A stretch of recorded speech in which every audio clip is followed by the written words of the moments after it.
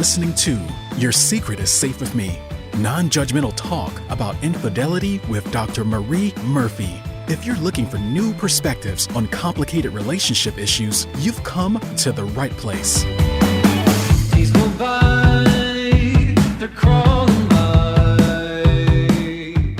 Hi everyone, I'm Dr. Marie Murphy. I'm a non-judgmental infidelity coach. If you are engaging in anything you think counts as infidelity, I can help you deal with your feelings, clarify what you want, and make decisions about what you're going to do. No shame, no blame, no judgments. A lot of the so-called advice out there for people who are cheating is little more than thinly veiled judgment, but that is not what I provide. I give you guidance and support that respects the fullness of your humanity and the complexity of your situation, no matter what you're doing. If you're ready to resolve your infidelity situation in a way that's truly right for you, I can help you do it. We can work together one-on-one via Zoom, or you can purchase my self-guided course, You're Not the Only One. To get started working with me in either of these ways, go to the services page of my website, mariemurphyphd.com/services to get yourself signed up. I can't wait to meet you. All right, people, before we get into today's episode, I am going to ask for some help from you. I'll tell you why I'm asking for your help in a minute, but before I do that, here are my requests.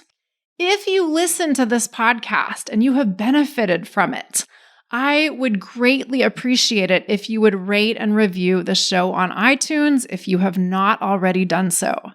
If you enjoy the show, I would appreciate a 5-star rating, obviously. It will probably take you less than 2 minutes to rate the show on iTunes, and you can do this anonymously. For better or worse, ratings matter, algorithms matter, at least to an extent, and your ratings and reviews will help other people who would benefit from hearing what I have to say about infidelity find my podcast. If you have a little more time to spare, I'd love it if you would write a testimonial about what you appreciate about this podcast and send it to me at support@mariemurphyphd.com. If you send a testimonial, we'll use it publicly, but of course, we will share it anonymously. We will use the reverse of your initials to note the authorship of your comments. And if we've worked together in the past and you haven't sent me a testimonial before, I would love it if you would put a few sentences together describing what you found useful about our work together. How was my approach to infidelity helpful to you? What did our work together help you clarify or change or accomplish? How is life different for you now after having worked with me? You can send your comments to support@mariemurphyphd.com. And again, we'll share your comments using the reverse of your real initials. And finally, if you work in media or PR and you would like to help me make my work known to a broader audience, please get in touch. Again, email support@mariemurphyphd.com and let us know how you would like to collaborate. I thank you all tremendously in advance for your time and assistance. I really appreciate your time and assistance, and I'm going to tell you more about why in just a moment.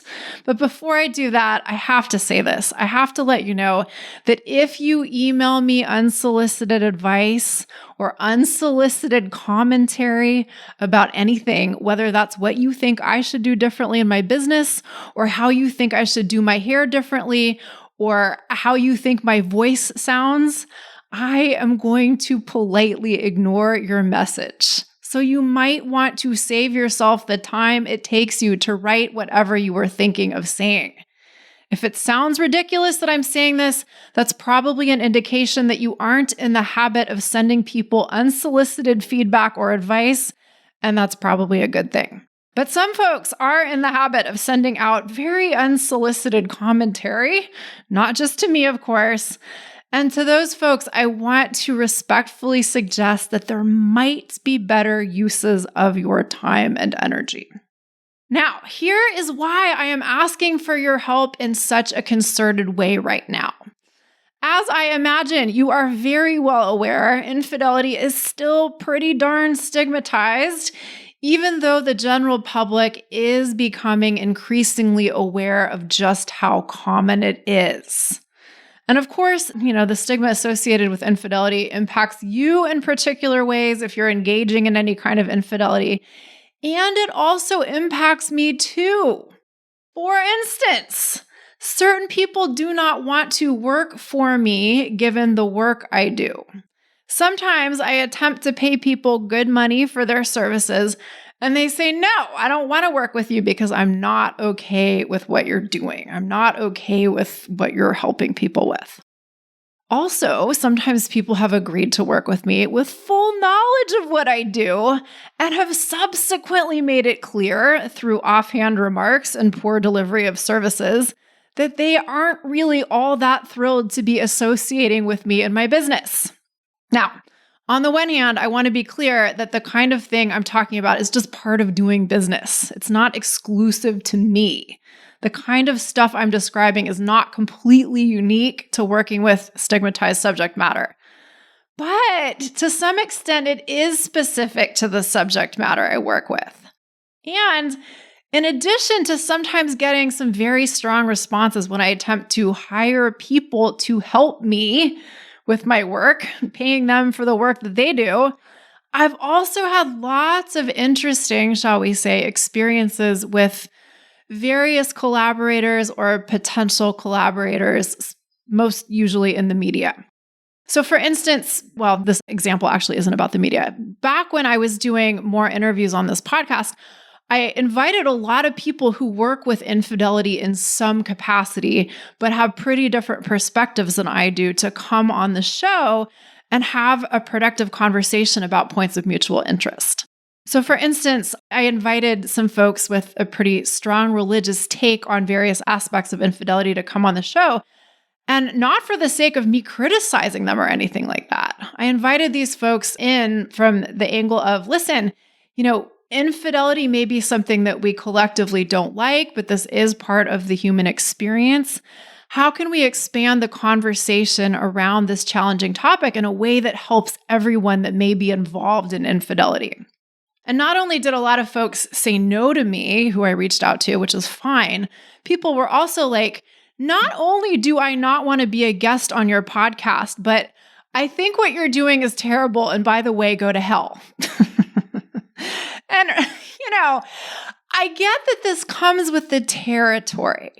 I get that dealing with that kind of stuff is part and parcel of doing what I do.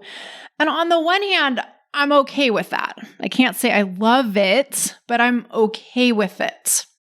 And then there are also other times when folks have reached out to me, like folks in the media have reached out to me and they've asked for my take on some infidelity related thing, or they've wanted to include me in their infidelity related project, only to decide later that my perspectives weren't what they were looking for.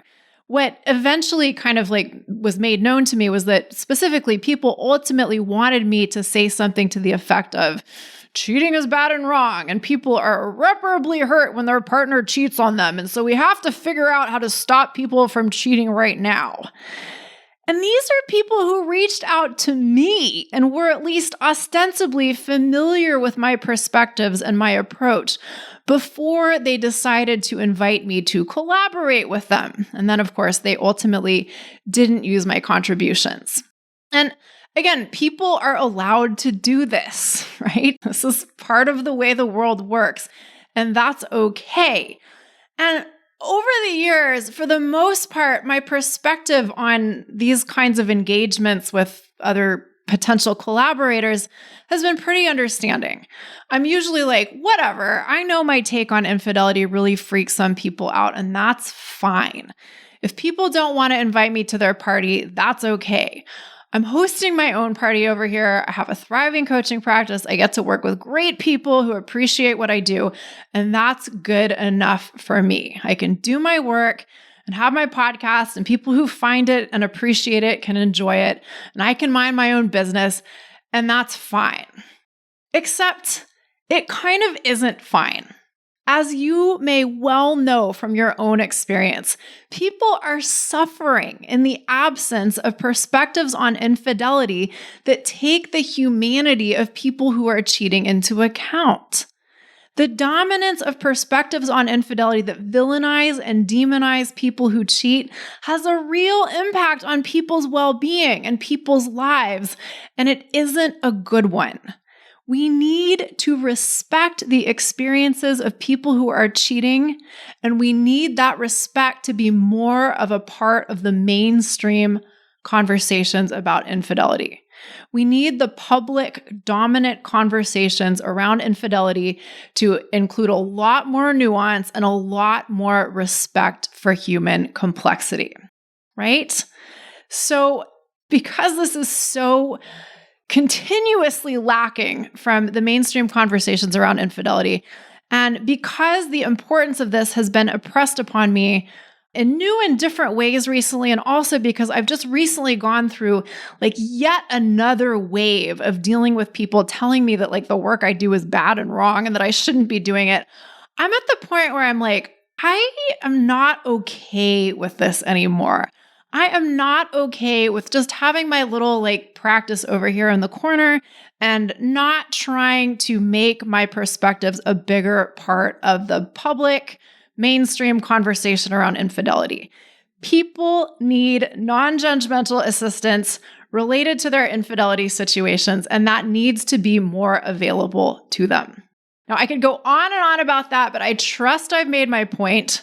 So for the sake of everyone who is cheating and needs to know that they are not a terrible person, I would like your help making my work more visible. So please take a moment, give this podcast a 5-star rating on iTunes, send me a testimonial, or reach out if you work in media or PR and would like to collaborate. My sincere thanks to all of you for your support. Let's change the conversation around infidelity together. It takes a village. Nobody can do this alone. Thank you. Okay, on to other topics. If you've been listening lately, you know that I've been answering questions from podcast listeners. And if you have a question you'd like me to address on the show, you can send it to support@mariemurphyphd.com, or you can fill out the contact form on my website and send your question that way. Here is a question from a podcast listener. I'm married to a good woman, and together we've built a good life and have 2 beautiful young kids. I love my family, and I greatly value providing my kids with the stable life we have now. However, I have been dissatisfied with my marriage for a long time, and into this entered a third party. I started an affair with another woman, and we fell madly in love. The affair has since ended, but my affair partner is open to exploring a relationship if I leave my marriage and deal with the fallout of that, get back on my feet, and then contact her. By that stage, however, she may or may not still be open to or available for a relationship. I have the sense that I could probably live a good life with my wife if I invested in that appropriately, and in doing so, I would avoid the loss of all the good things I have and wouldn't need to hurt my wife, my kids, and disrupt their lives. Doing that means letting go of my affair partner, though. So my question is, how much stock should we place in a particular relationship or person?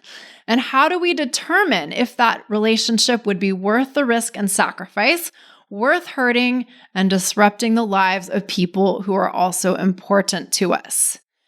Okay, that is actually multiple questions, not one question. And there's a lot going on within those questions. This is the kind of stuff that I usually spend weeks or months coaching people through. So if you have a set of questions like this and you're not able to address them to your satisfaction without help, I encourage you to invest in coaching. This is the kind of stuff that coaching can help you effectively grapple with. However, there is also a really simple answer to this person's questions. And here it is. You decide. How much stock should you place in a particular person or relationship? You decide. How do you determine if that relationship or any relationship would be worth the quote unquote risk and sacrifice? You decide. How do you determine if a relationship is worth hurting and disrupting the lives of people who are important to you? You decide. If you want to make a choice, you could make that choice right now. If you want to make a decision, there is great value in making any decision. Sometimes the point isn't the specific option we choose or the particular option we choose. Sometimes the point is to simply pick an option and move forward with it. We have the power to make the best of any decision we make. It's totally legitimate to prefer one option over another, but if we are having a really hard time making a choice, there's always the opportunity to just make a decision, to pick something that is, and then to make the best of whatever you've picked, to make the best of the decision you've made. Now, of course, we might not want to just choose. We may want to employ criteria for making our decisions and determinations. And I'm all in favor of that. But we have to decide what our criteria are. And that's often a big part of what I help people do. I help people think through what's important to them, and I help them decide what's most important to them when they're making a decision between multiple things they consider important. And sometimes this is a relatively simple endeavor, and sometimes it's not. Sometimes it's a pretty big project. Sometimes determining our criteria for making a decision involves a lot of deep and systematic and expansive exploration of what you want out of your one wild and precious life, right? And this sort of exploration may be something you can do on your own, perhaps quite well, but sometimes it really is helpful to work with someone like me who can help you do this sort of exploration better than you could on your own. So, in regards to this person's question, you could decide what criteria would need to be met for you to determine that pursuing a relationship is worth risk and sacrifice. If you are inclined to say, but how do I decide what my criteria are? I want you to consider that on the one hand, it's legitimate to want help deciding what your criteria are. And if you want help, seek it out. But on the other hand, you know how you decide. Deciding is really simple. We just do it, and we do it all the time. How did you decide what you were going to eat for dinner last night? How did you decide what you were going to wear today? How did you decide whether or not to listen to this podcast? You considered your options, and then you chose. And you probably allowed the act of making a decision to be simple, or at least simple enough to make the decision.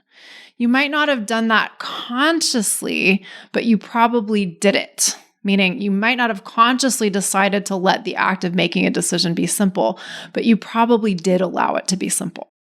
Now, I know people love to protest and say, but those kinds of decisions are different from the decision of whether or not to leave my marriage. And I agree, but only to an extent. You may want to devise criteria for making decisions about your relationships that are a bit more involved than whatever criteria you use to decide what to eat for any given meal. That's fair enough. But the essential process of choosing is very much the same. You consider your options and your criteria for making decisions, and then you decide. If we get stuck at this point, if we get to the point of saying, well, how do I choose? I still don't understand. Or how do I make this decision? Sometimes what we're essentially saying is, I want somebody to tell me what the right answer is. And I think it's totally human to want this, but this is not a thing. Instead of consciously or unconsciously wanting someone to tell you what the right answer is, I encourage you to consider that the right decision is the decision that you decide is right and that you make right. You have the power to do those things. Use that power. One of the things I often work on with my one-on-one clients is striking a decent balance between deliberately and thoroughly considering what the client wants and making decisions efficiently without overcomplicating the decision-making process. This is really important. We usually want to think carefully about our options when we're making decisions that we consider significant. But we also do not want to overcomplicate or overmystify the decision-making process. Some of us have the tendency to make decision-making a lot more complicated than it needs to be. And while this may be totally human, it ain't helpful. If you are overcomplicating decisions, I encourage you to recognize that, and I encourage you to recognize that you have the power to do something about that. And if you want my help doing something about that, I can help you. Also, in regards to this listener's question, I want to point out that when we're making decisions, we want to be on the lookout for assumptions and thought errors that may be informing our decision-making process. The person who asked this question is making a very common assumption, which is that if they leave their wife and kids, they will hurt their wife and kids and disrupt their lives. Now, it is certainly possible that if you choose to leave your marriage, your family will feel all kinds of emotions, including hurt, and it's certainly possible that they will experience disruption. But it is important to remember that this is a possibility, not an absolute certainty. And even if you want to take that possibility very seriously, you get to choose what you think about that possibility and what you do about that possibility. So often, people default to saying, "Oh my God, my actions might hurt people I care about, and I can't do that." Meaning, I can't do that thing that might hurt someone. And this simply isn't true. Your actions might hurt people you care about, but that doesn't mean you can't choose to engage in those actions. You can. If you prefer not to do something because you think your actions will occasion hurt for someone else, that's fine. But making a conscious decision for that reason is very different from saying, "Oh, I can't do this because it'll hurt someone." And I'm not just saying this to play around with semantics. Recognizing the choices we have and recognizing the choices we may be making unconsciously is really important. Because you could, in fact, do something that might hurt people you care about. People do things that have the potential to occasion pain for people they care about all the time, every single day. And for better or worse, being the occasion of other people's pain is an inescapable part of the human experience.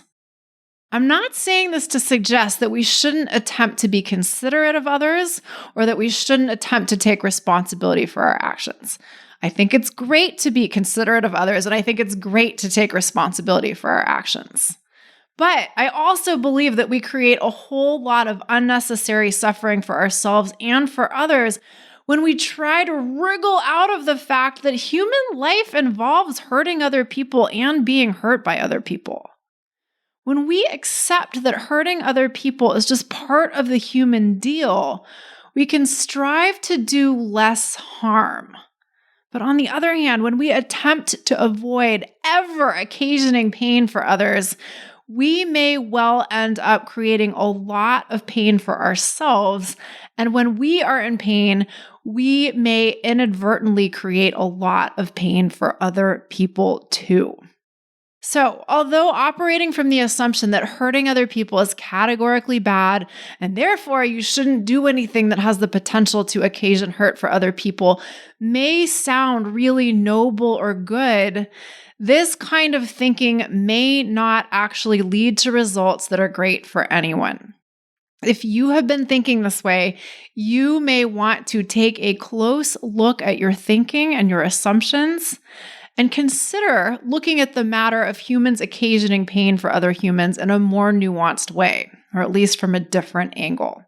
There's a lot more I could say about that, but I'll simply say that it's important to remember that it is possible for us to do things that other people probably aren't going to like with as much kindness and compassion and care as possible.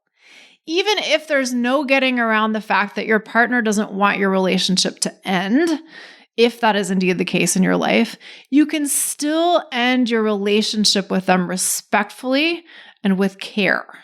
Even if there's no getting around the fact that your kids' lives will be different if you do not remain married to their other parent, there's still a lot you can do to be the parent you want to be for them and to create the experience of family that you want to create for them, no matter what. So be on the lookout for assumptions you may be making and be willing to question your assumptions in order to facilitate your own decision-making process or processes. Okay, moving on to a different but perhaps related topic. Let's talk about doubt. Several listeners sent in questions about doubt, and clients talk to me about doubt all the time. And I myself am actually dealing with a fair amount of doubt in my own life these days. So let's talk about doubt.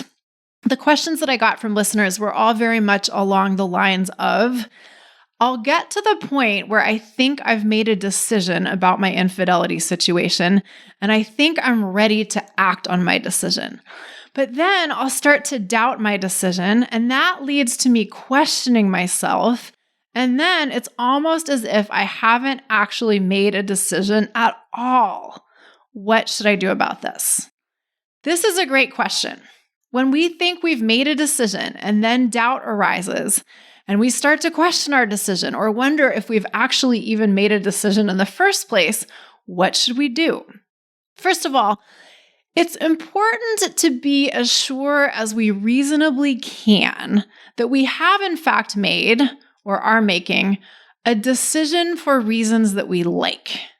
If you don't know what your reasons for making a decision are, that's an indication that you may not have actually made a decision yet. You may be working towards making a decision, but there's a difference between choosing and kind of gearing up to choose.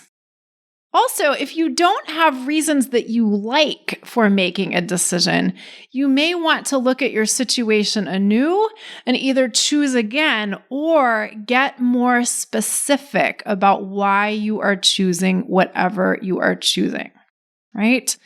So if you've skipped the step of making a decision for reasons that you like, you probably want to go back and do that step and do it well. There is a whole unit on making decisions in my self-guided course, You're Not the Only One, which contains videos of me teaching you stuff that goes beyond what I teach on the podcast and contains worksheets that help you make use of my teachings as you go through your own decision-making process. If you're having trouble making decisions, or you're experiencing doubt when you think you've made a decision, and you want to affirm to yourself that the decision you are making is one that you like, I highly recommend enrolling in You're Not the Only One. The unit on decisions alone is worth the cost of the course, if you make use of it, that is. If you don't make use of it, well, that's going to be different. Assuming you have made a decision for reasons that you like, here's what I want you to know. Making a decision for reasons that you like, or even for decisions that you love, will not necessarily remove all doubt or hesitation from your consciousness in relation to that decision. I'll say that again in a different way because this is such an important point.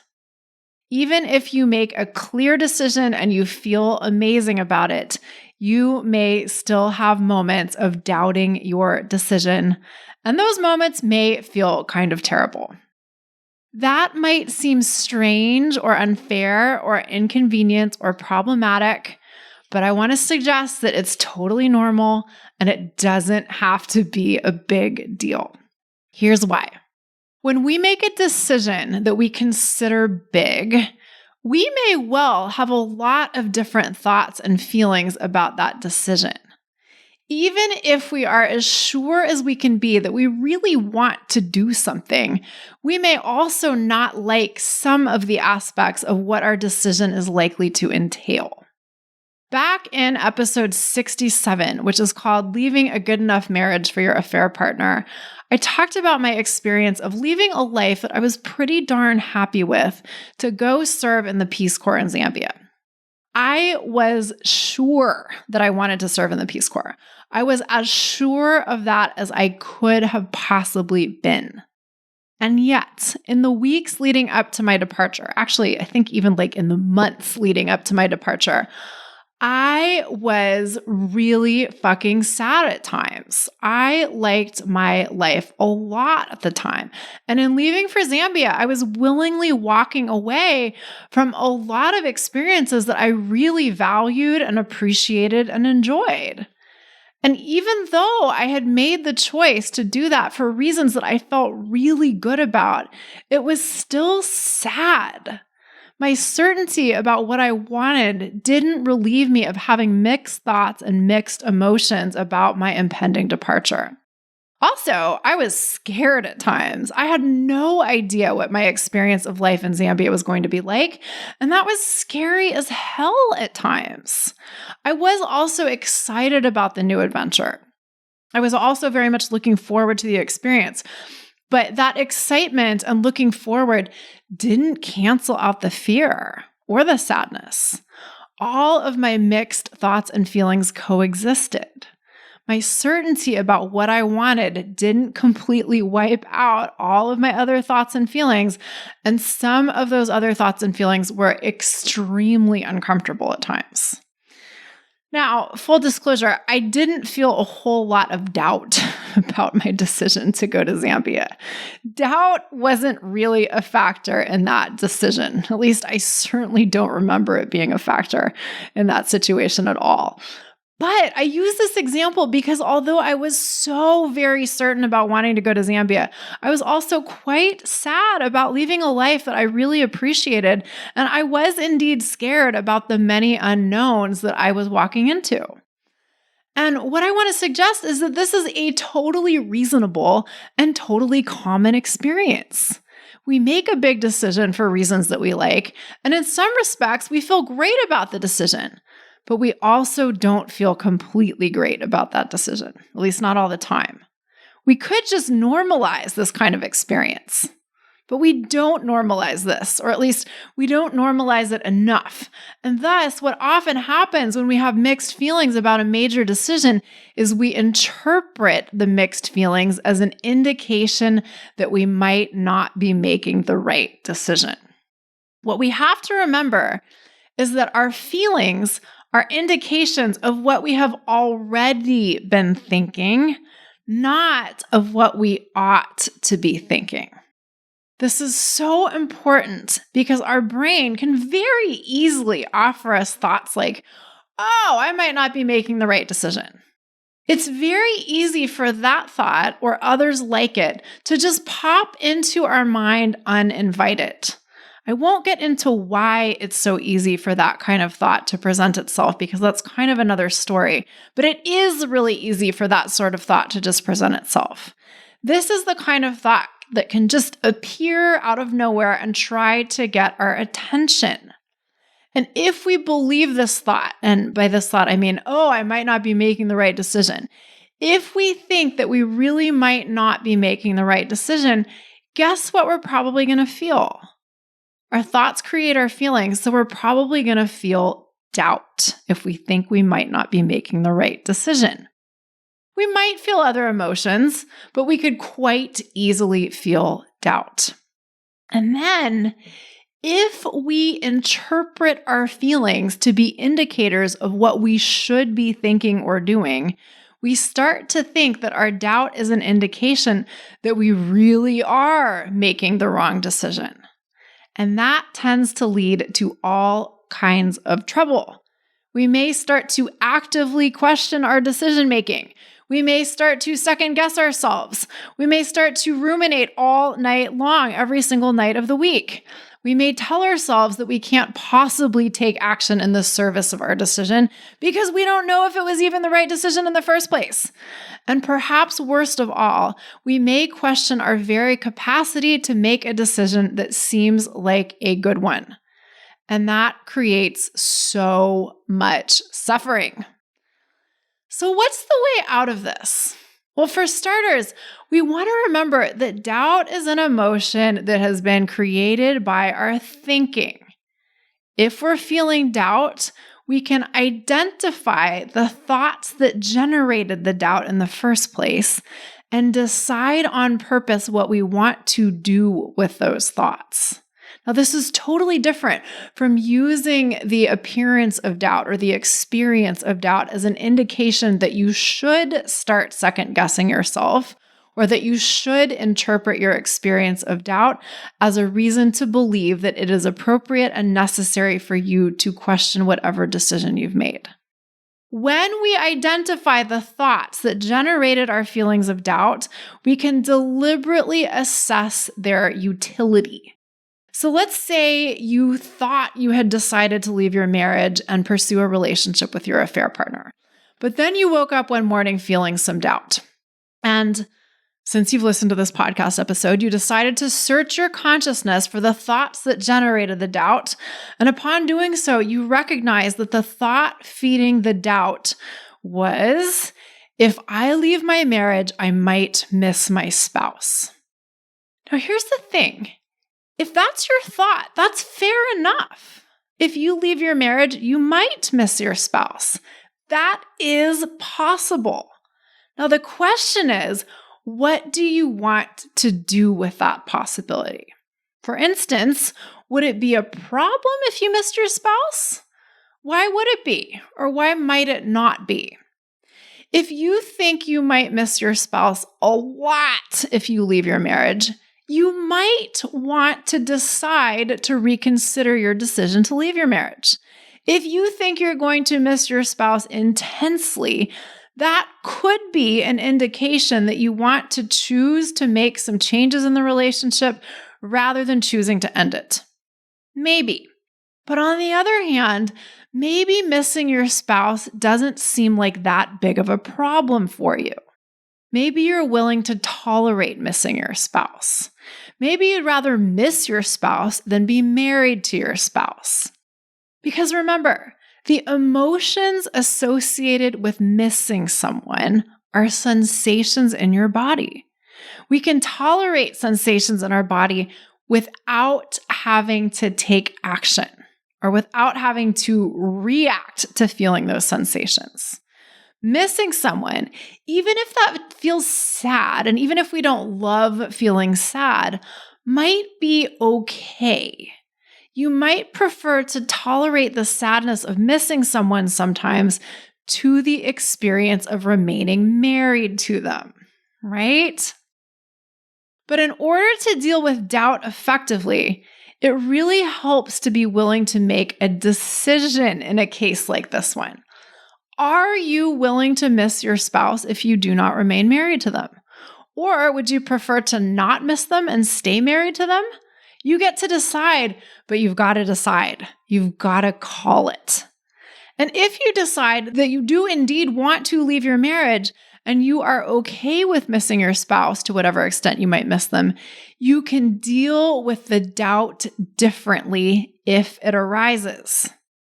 If you start feeling doubt and you recognize that you're feeling doubt because you're thinking you might miss your spouse if you aren't married to them anymore, you now have the ability to consciously and deliberately tell yourself, I have already dealt with this concern. The possibility that I might miss my spouse is no longer a reason to actively doubt my decision to leave my marriage. You may have to tell yourself that more than once, but that's okay. This is how we actively manage our minds. And that brings me to my next point. If the thoughts you're thinking that are generating doubt for you are thoughts you have thought 8 million times already or more, You may want to summarily dismiss them when they arise. You may not be able to stop the thoughts from coming, but when they show up, you don't have to get seduced by them. If you know that you've wondered about the possibility of missing your spouse, if you leave your marriage a million trillion times before, and you now have decided that you're willing to tolerate missing your spouse, and your brain still offers you the, oh my God, what if you leave your marriage and you really miss your spouse question yet again, you can simply say to yourself, yep, we've been through this already, and I have decided that I am okay with the possibility that I'll miss my spouse if I leave my marriage.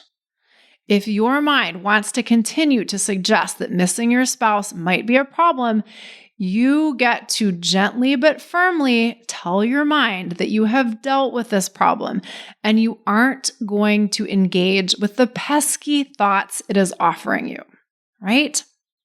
Now, this takes us to the next really important component of dealing with doubt. Even when we actively manage our mind, and even when we deliberately deal with the thoughts that generate doubt when they arise, we may still experience the feeling of doubt. If we have a thought that generates doubt and we feel doubt, that's what is happening in that moment. Once the feeling of doubt has arisen, we have to contend with feeling it. Well, we don't have to, but we may like what we get from contending with it a whole lot better than resisting it. We may not want to feel doubt because the physical sensations associated with doubt may not feel pleasant to us. But if we can allow ourselves to feel the sheer, immediate physical sensations of the emotion of doubt without trying to resist that experience, the feeling of doubt will pass. The emotion will subside. Doubt may not feel awesome to feel, but if we let it be present within us, it will dissipate. But this isn't what we usually do when we feel doubt. We usually freak out or resist the feeling or try to think our way out of it or distract ourselves from it. And that kind of behavior only compounds our experience of feeling uncomfortable. It's not the sheer immediate physical experience of feeling doubt that usually gives us trouble. It's what we make the feeling of doubt mean. And we can practice trusting that if we're making a decision that we consider to be a big decision, our minds may well have mixed thoughts about our decision. Some days we may be thinking thoughts that lead us to feel really confident about our choice, and other days we may have thoughts that generate feelings like doubt. And if we have made a decision for reasons that we like, we can trust that the doubt is noise rather than signal, and we can allow it to come and go without making too big a deal of it, right? It may take you some practice to relate to feeling doubt in this way, but this is totally practicable, and you may love what you get out of being willing to practice this. I am in the midst of what I hope will end up being a major life transition, but it is not a sure thing yet. And this possible life transition involves a lot of moving parts. It involves a lot of stuff that I consider to be a fairly big deal. And although I am as sure as I can be that I really want this transition to happen, there are still days when I wake up and I'm like, holy shit, what the fuck am I thinking? Maybe I shouldn't even try to do this. Maybe I should just pull the plug on this whole plan or attempted plan right now. And when I think those kinds of thoughts, guess what? I feel a whole lot of doubt and sometimes fear and sometimes panic and sometimes other fun emotions like those. And so what do? I don't try to shove the doubt away. I don't try to talk myself out of the fear. I don't attempt to minimize the panic.